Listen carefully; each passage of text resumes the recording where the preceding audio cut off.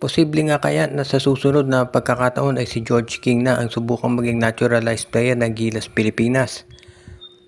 Sa ngayon kasi itong kay Benny Boatwright, hindi natin malaman kung bakit hindi pa natutuloy yung proseso at marami nagsasabi na yung laro ni George King ay pwedeng-pwede dito sa Gilas. Kung sa bagay, pwede na magsabay eh. Kung itong si Justin Brownlee hindi na talaga kaya, pwede natin gawing naturalized pareho si Benny Boatwright at si George King.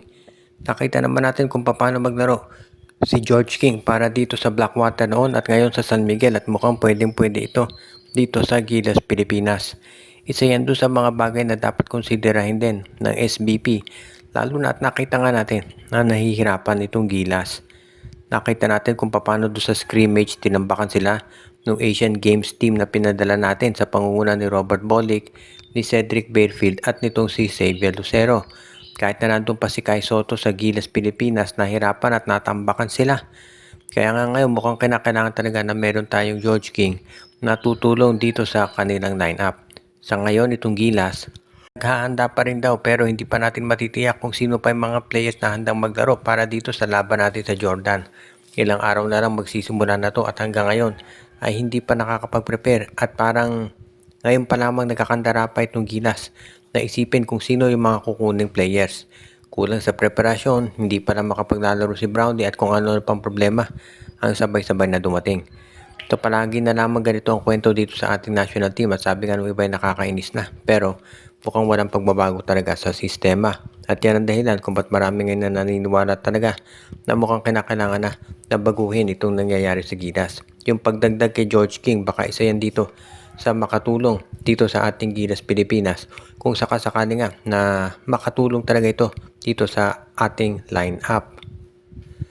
Ito raw TNT Tropang 5G ayon doon sa mga balita ay hindi pa sumusuko dito sa pag-acquire kay Joshua Monson. Mukhang ito raw talaga yung player na gusto ni Coach Chot Reyes na mailagay doon sa kanyang roster. Pero kinakailangan ay dalawang bagay ang gawin nila. Una-una kinakailangan bilisan nila yung offer at pangalawa gandahan nito. Dahil ayon dun sa mga nakakaalam sa loob, pagkatapos ng conference na to ay magiging full-time na raw na backer ng Titan Ultra itong Strong Group Athletics. At kapag nahawakan ng Strong Group Athletics itong Titan Ultra, matitiyak natin na kaya na nilang bayaran itong si Joshua Monson at yung iba pang mga top players dito sa PBA. At yan ang dahilan kung bakit marami nga naniniwala na baka itong si Charles Chu ay hindi na rin magtagal sa Phoenix at baka dalhin yan doon sa Titan Ultra at siya maging coach doon dahil alam natin matindi yung ties, yung connection itong si Charles Chu at ng Strong Group Athletics. Kaya nga hindi ako magtataka kung gano'n ang mangyari. In case nga na matuloy itong pag-back nitong nitong Strong Group sa Titan Ultra, mag-iiba na ang complexion ng team at magiging parang converge na yan pagdating dito sa pagpapalakas ng kanilang roster.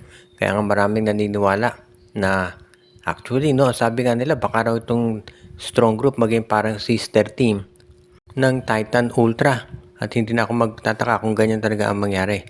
Kung sa bagay ito namang Titan Ultra talaga na isa dito sa mga teams na sinisig na sa tingin natin ay magiging mga top dito sa PBA at talaga namang nakikita natin kung paano sila gumagawa ng paraan para makapag-compete at yung pagpasok ng Strong Group Athletics dito sigurado mag-iiba na ang sitwasyon diyan sa nasabing koponan. Kaya nga ngayon aabangan na lang natin yung magiging announcement dito at kung ikaw ang TNT, yan ang dahilan kung bakit kinakailangan madaliin mo yung pag-o-offer at paggawa ng mga trades para sa nasabing koponan. Meron namang mga nagsasabi na baka panahon na para ito si Jimmy Alapag ay subukang maging head coach ng Gilas Pilipinas. May mga nagsasabi na itong pagko-coach ni Team Con ay wala rin naman pinakaiba dito kay Coach Chot Reyes at baka panahon na para subukan natin si Jimmy Alapag. May NBA pedigree ito at nakita naman natin na kung gaano kalaki naging pagbabago dito sa NLEX Road Warriors. Kung sa bagay, itong may mga kumukontra naman dyan at sinasabi na ang problema hindi naman si Coach Tim Cone, kung hindi yung sistema nitong Gilas Pilipinas ng ating national team na last minute preparations palagi ang ginagawa. Kaya yan ang dahilan kung bakit hindi sila manalo-nalo. Sabi nga nila ang mas maganda dapat dito sa Gilas Pilipinas, buwan o kaya taon ang binibilang para sa preparasyon. Ang problema nga lang, hindi yan nangyayari.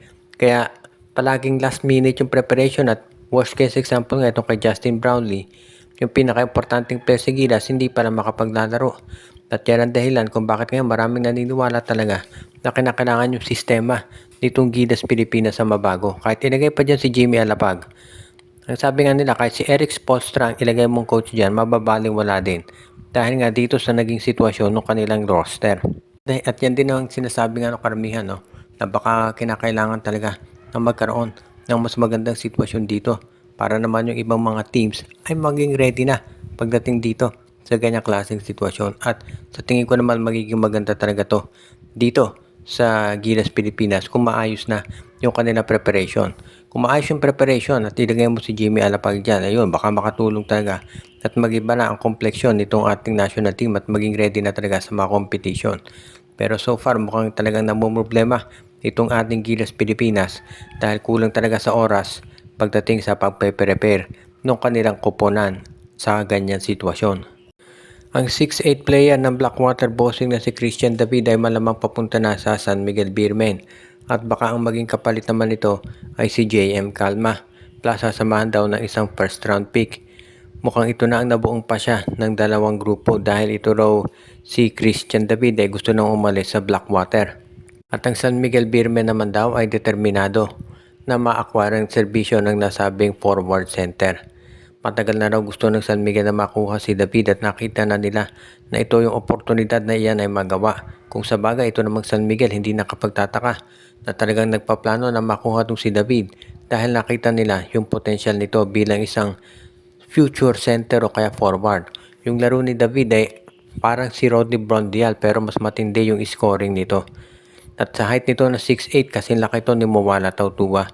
Kaya nga sa tingin ko ito si Christian David. Pwede talaga yan dito sa San Miguel.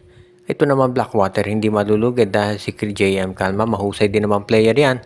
Plus of course yung first round pick ng San Miguel magagamit ng Blackwater.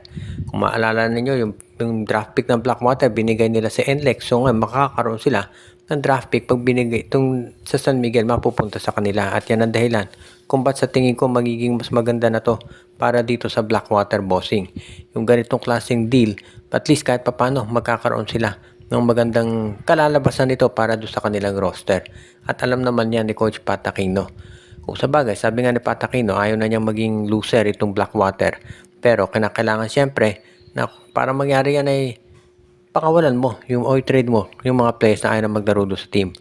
Kapag yan ay ginawa nila, mas magiging mas maganda yung chance nila na kumuha na talaga ng mga tinatawag na mga bagong players na pwede na talaga na magamit nitong line-up ng Blackwater na talagang yung gustong manatili at maging magstay dyan.